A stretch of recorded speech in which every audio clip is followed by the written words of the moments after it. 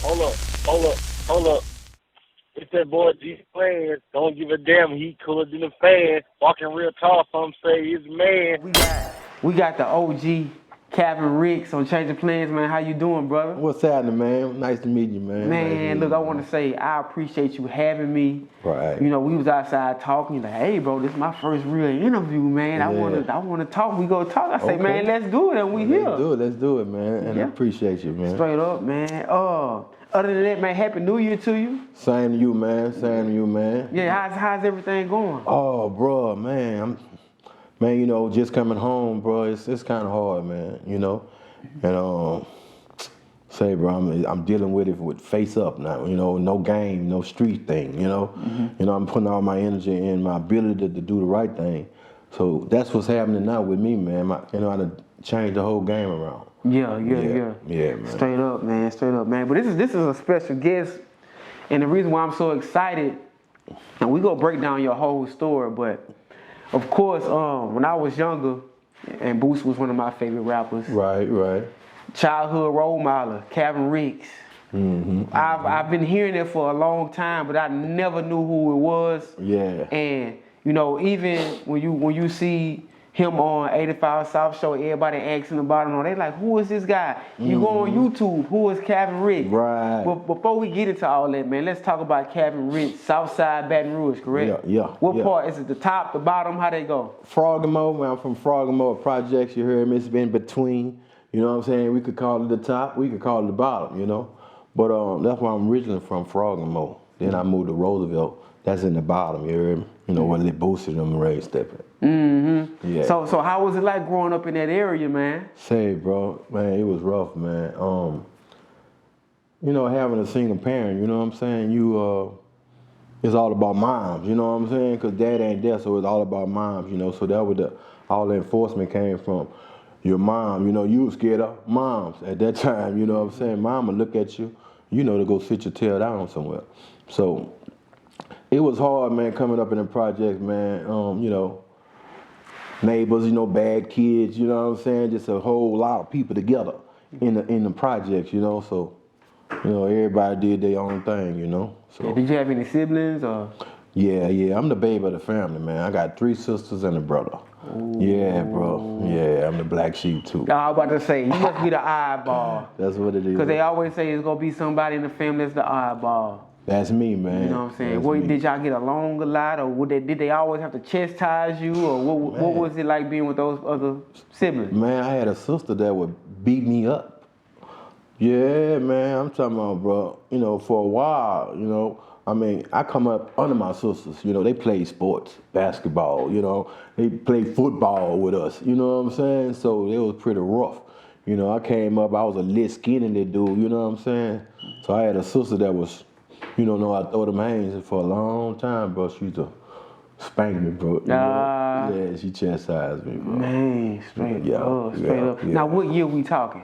I don't want to give you age, by the way.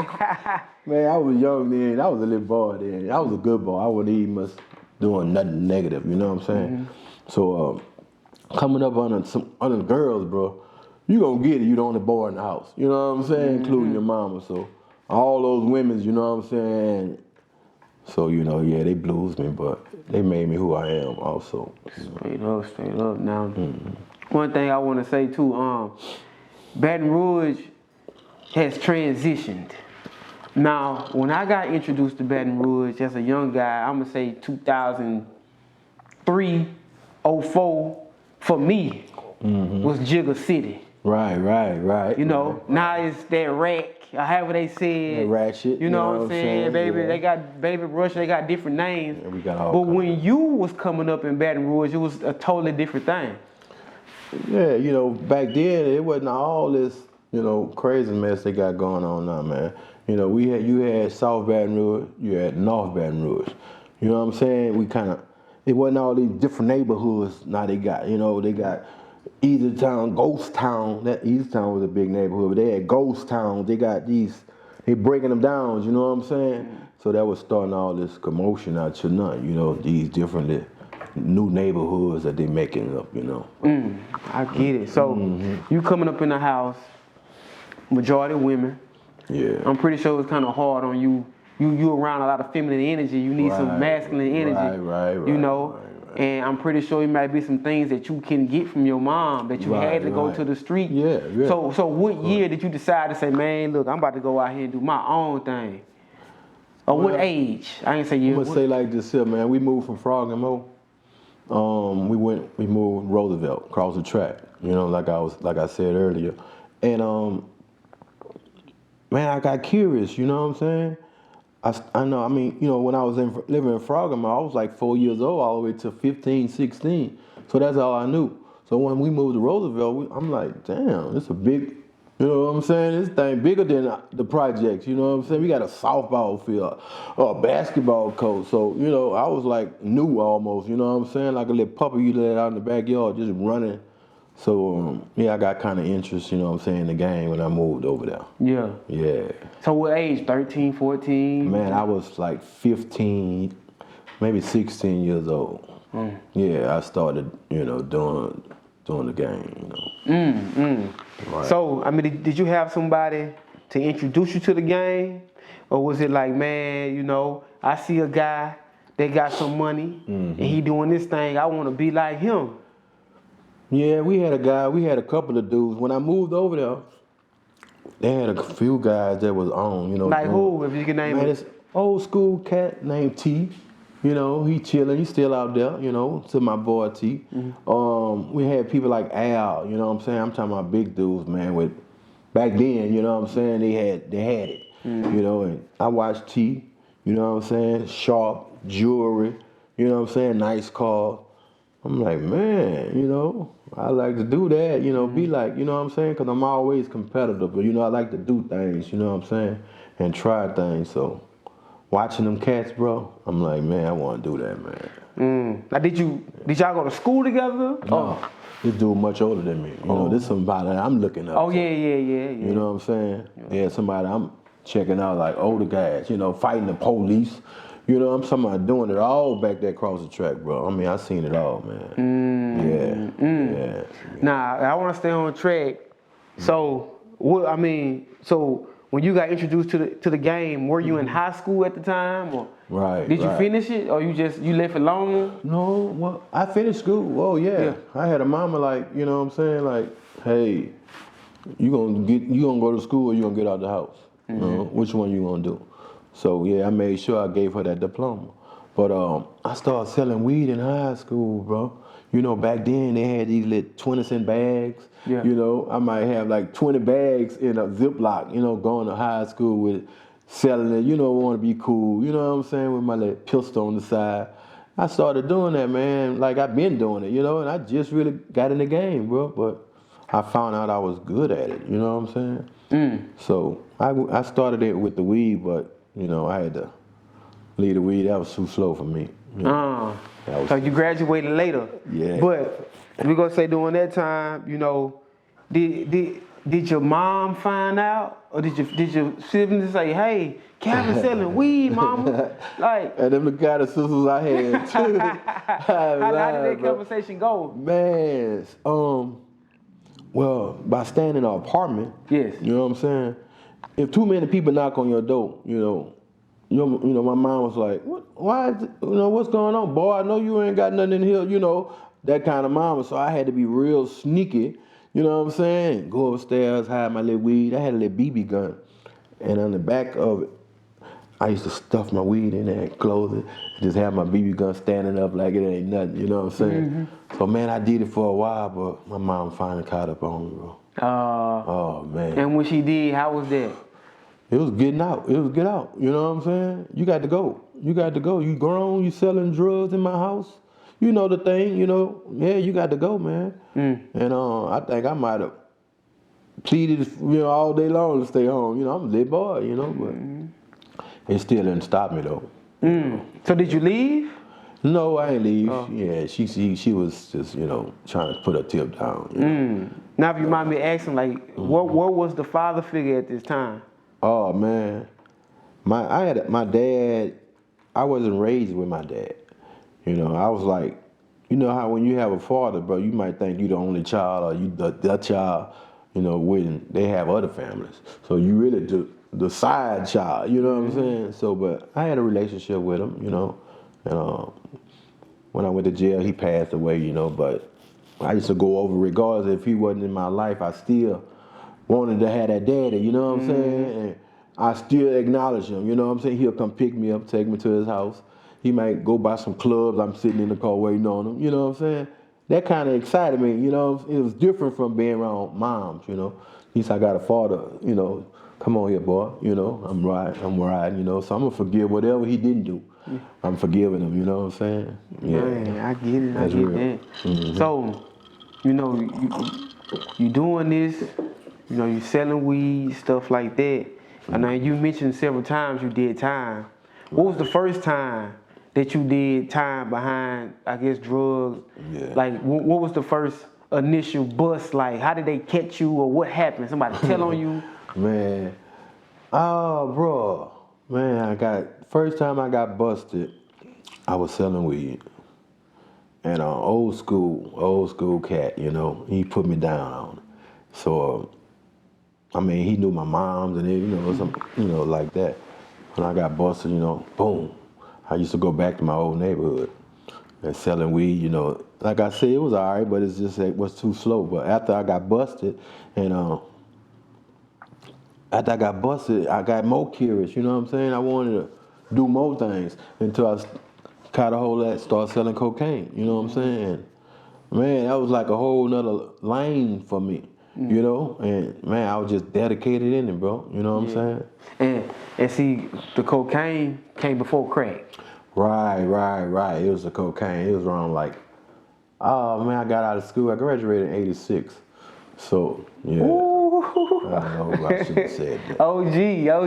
it's okay. But yeah, I graduated in '86, man. So after I graduated, I gave my mama that diploma, and that was it. She couldn't really tell me nothing then. And but when I did get busted with the weed, they put us out the projects, cause you know back then, if you get busted with Like Section 8 housing? Right. So they putting everybody out. If you were on the list, you got to go. So we bust out. You know what I'm saying? We bought our first house.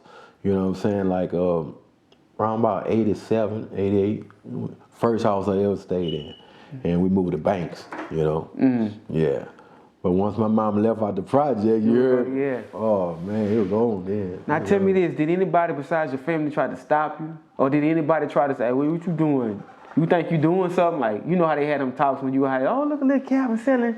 What you out here doing? Petty hustling? Man, be honest with you, ain't nobody said nothing. You know, my sister then was doing their own thing. Like I said, I was kind of slick about it, you know what I'm saying? Yeah. You know, if they hear something, I'd, you know, deny it, play it off. Yeah. You know, until I really got up there. So they couldn't help but see it. Yeah. Now tell me this, like, how did the territorial thing go? Like, you know, they'll say, hey, all right, this is my block. Did you have those problems? This is my block, this your block? Nah, man, I ain't never had them problems. I mean, see, in our era, you know, about being from South Baton Rouge, man, I was going on the boulevard, you know what I'm saying? I was going here and there. You know, we wasn't getting checked like that. You know, not me anyway. You know, so, man, I moved around, you know, but I stayed mostly in the South, you know, until I really got up there, you know what I'm saying? Man, shout out to the South, man. Shout out to the South, foe for life, you know? Yeah, I've been interviewing guys from the South. Yeah. They talk about the South a lot, and it's just very popular.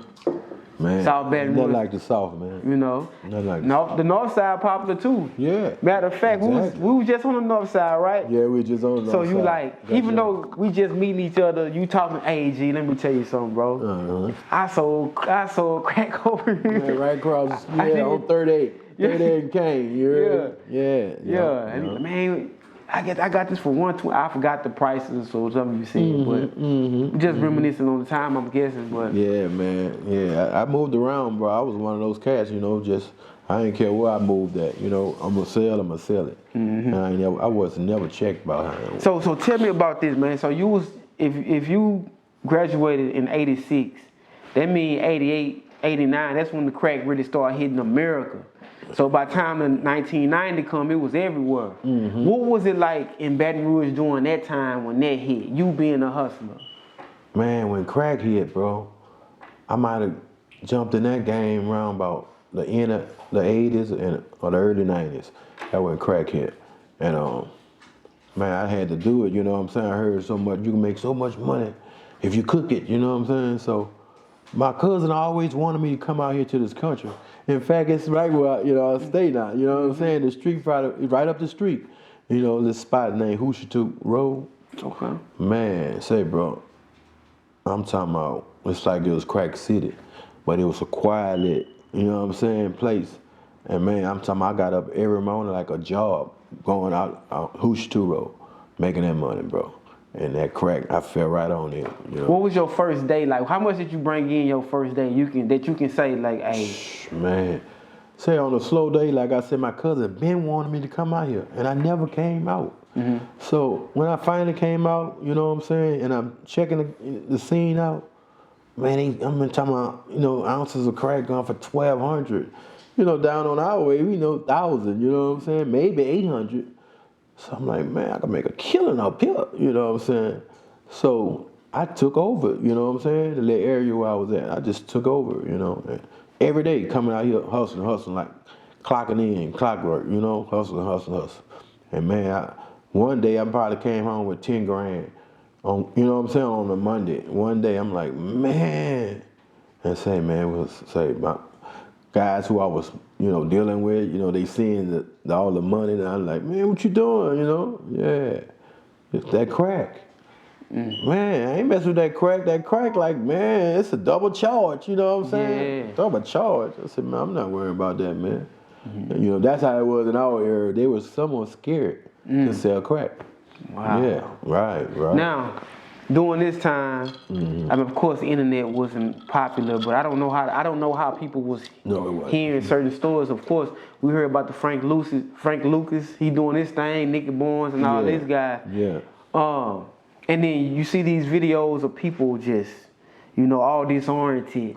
And they say, oh, you killing the neighborhood, but on the other side, you like, man, they gonna get it from wherever. Yeah. Like, what was that mentality you had during that time? Man, during that time, I really wasn't caring about what they were saying, I mean, I ain't had no money. I had to get it, So we made it happen, but we took care of our community, too, at the same time. So they wasn't really, mad at us, you know what I'm saying? The ones that we know about anyway. So I just, I looked out for older people, you know what I'm saying? I made sure everybody ate, So I ain't have it too bad, That's what's up, man. Yeah. Like, on a day where you want to just have fun. Hey, y'all, we going out tonight. Yeah. How much you bringing? What the stash look like for that day? Just for fun. Man, in our hood, bro, we used to go to Chatterbox. You know what I'm saying? That's still in the neighborhood, but that's like at the top, And man, we'll buy all the bottles, bro. You know what I'm saying? Back then, man, if you had $1,000, you was balling. You know what I'm saying? For sure. Oh yeah, back then, that's a lot of money, man. So that's what we did. We pop bottles. You know what I'm saying? Way back in the game. So that's what we did. Enjoy our nights. So what like was it like unlimited amount of women? But we doing neighborhood women, you from the hood, so you got the neighborhood girl, that's all we was dealing with. Yeah. But they had a lot of chicks used to come in the South, you know what I'm saying? Because maybe they was digging in Southside boys, so we had a lot of different picks, you know what I'm saying? Chatterbox, we had another club, Turks, we had a few clubs, we used to go do our thing, and the women, the money bring women. Oh, most definitely. Now, money bring women, it bring hate, bring envy. You're right. All that. Like, did you have any enemies? Like, we gotta get him, or we go try to set him, whatever. Any type of war stories you had to go through? Enemies. I mean, of course you got enemies, but I didn't have the enemies that came to me. You know what I'm saying? Oh, let me get that type of thing, I never been robbed in the game. You know what I'm saying? For real. And that's good. That's great, yeah. I never been, you know what I'm saying, for as, stuck up, beat up on, none of that. I was all about thinking, you know what I'm saying, making moves before I, encounter that. I always was a thinker, If I see something, the dogs barking down that street, I'm not finna walk down that street. You know what I'm saying? I'm gonna go around. You know, you got to be a thinker. You know what I'm saying? You can't just have a heart. Be brave. You know, because a lot of brave people, you know what I'm saying, they dead. You know, so you had to be a smart thinker. You know what I'm saying? Sometimes it's good to be scared. You know, I'm not going there. You know, and that saved your life. You know, so. That's how it was, bro. You know? For sure. Now, I wanna bring this part up. We kind of started it off this way, but now, like I said, I was young listening to Boosie rap your name in certain records. Yeah. Didn't know who you were at all. Right. You know what I'm saying? You know, tell us about them nights in the club with them bankrolls. Or tell us about the time where I knew, hey, he seen me, I seen him. He was a lit guy back then. Can you tell the people about that? Well, like I say, when I went to penitentiary, I first heard my name. You know, like, man, the dude got you in a song. Back then, it wasn't Lil Boosie. You know what I'm saying? It was Lil Hatch, because that was his daddy name. You know, Yo, you knew his daddy? Yeah, I knew him. I knew his daddy. You know, Big Hatch. So we knew him as Hatch. I ain't knew him as Lil Boosie. So I'm like, who is Lil Boosie? You know, he from across the track. You know, your little homie. He rapping. You know what I'm saying? At the time, I think he was rapping with CeeLo. Yeah, CeeLo. That was my boy. You know what I'm saying? So when I heard that, I'm like, man. I said, oh, okay, that's that little dude. Yeah, man, I used to be dropping him off at women's houses. You know, little chicks' houses and everything. I remember that little dude. You know, like that. I said, yeah. So I heard the song. I'm like, man, that dude got, you know, all right. And eventually songs, you know, he put my name, and, you know, I heard, you know, like role model. I'm like, role model? You know what I'm saying? I'm all in jail. Nigga coming to me like, man, say, bro, you Calvin Ricks, you know. I said, man, this dude done blow my name up, you know what I'm saying? Bro, it just went from there, man. Yeah. Yeah.